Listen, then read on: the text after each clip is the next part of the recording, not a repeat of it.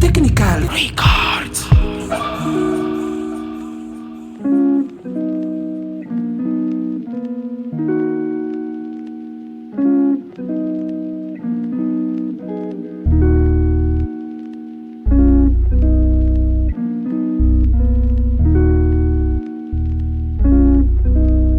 Yeah,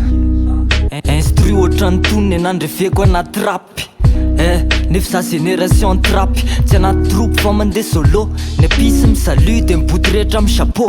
fetina amy beto frérot mozika hoentina amy kokony atsika trany apita miaiky mihitsy ireo le izy reo mirepresente 110 freestyle tsy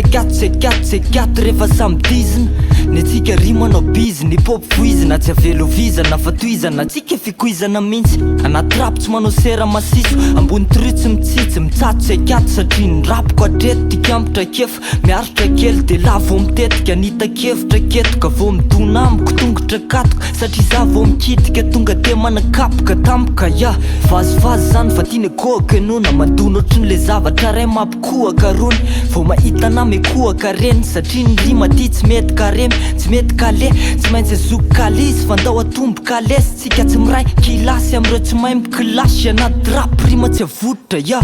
sampana ny azo ny anasy ny anasy samihafa ny vazo nefa ohatrany ray ihany mifototra ya lisan'ny rombotra fa tsy mampiorokoditra akory vava malama ohatry ny hoditra akondro mandeha ny taimbavy mandeha ny totondro fa tsika tsy mitsoka na dimy na folo mbola tsy niova manoratra tanjona mokatra vokatra tsara de tohatra karana ambony de ndora ohatra ka anaraka angirana tsisy fiangarana tiany fanginana lasa fiadanana rapy ny ondanana midina andalana ohatry ny midy pidinana taoko tiana tsisy vidy pidirana androany fitipitiniko andalana vitsivitsy reo vetsivetsy-poko sady misy idirany atao kirana ny pisy mahita amy frisy tambony pisy takisy tohatry ny krista mazo devant but miditra tegany be satria no lasa debany bu